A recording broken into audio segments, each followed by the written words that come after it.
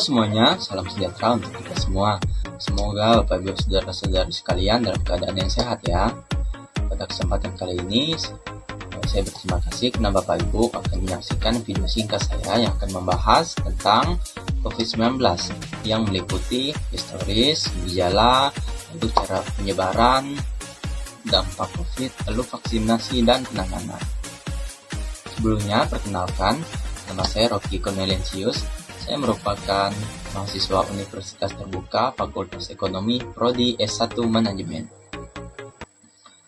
Untuk COVID-19 atau Corona Disease Virus adalah penyakit yang disebabkan oleh virus SARS-CoV-2 atau Severe Acute Respiratory Syndrome Coronavirus 2. Corona ini pertama kali ditemukan di kota Wuhan pada akhir tahun 2019 di Tiongkok, dan kemudian menyebar ke seluruh dunia sehingga menyebabkan pandemi global.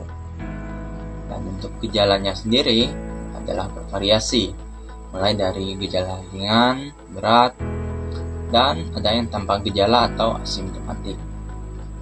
Untuk gejalanya sendiri seperti demam, batuk kering, kelelahan, lesu, kehilangan indera pencap, sesak nafas, kehilangan indera penciuman, sakit tenggorokan, mual, dan diare.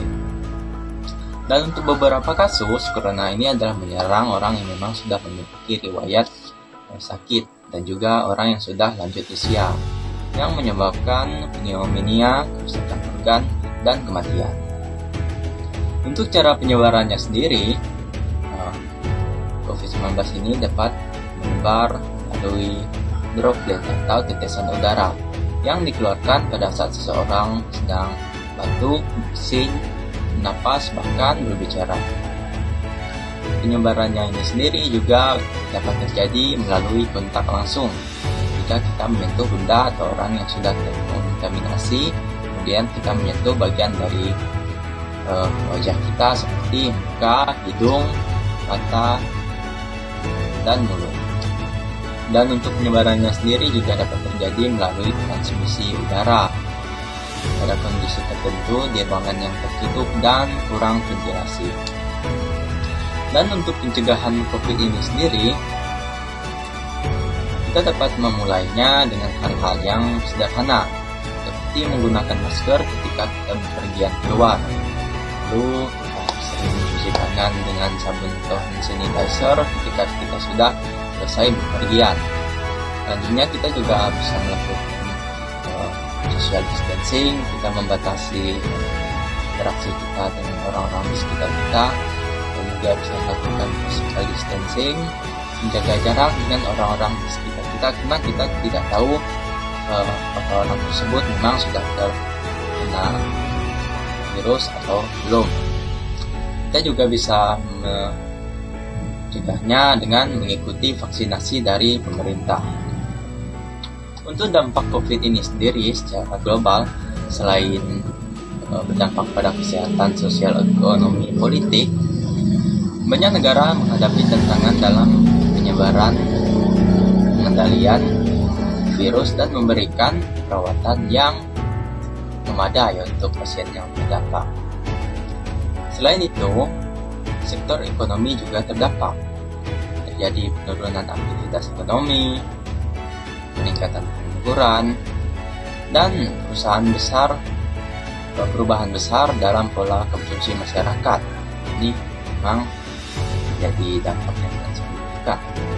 Untuk vaksinasi dan penanganan, sejak awal corona ini muncul, berbagai perusahaan farmasi dan lembaga penelitian berusaha mengembangkan vaksin yang efektif untuk menghadapi COVID ini sendiri. Hingga kini ada memang beberapa vaksin yang telah disetujui dan didistribusikan ke berbagai negara untuk mempercepat pemulihan dan mengatasi pandemi ini. Pandemi ini sendiri juga mempercepat adopsi teknologi dan banyak aktivitas beralih ke dunia digital, seperti bekerja dari rumah atau work from home, lalu pembelajaran daring, dan juga telemedicine. COVID-19 ini merupakan tantangan yang besar dan mempengaruhi hampir semua aspek kehidupan. Dan upaya penanggulangannya melibatkan kerjasama global dalam berbagai sektor, termasuk kesehatan, ekonomi, dan sosial. Sekian pembahasan dari saya tentang COVID-19. Terima kasih atas perhatian Bapak Ibu telah menyaksikan. Jangan lupa like, komen, dan subscribe. Terima kasih.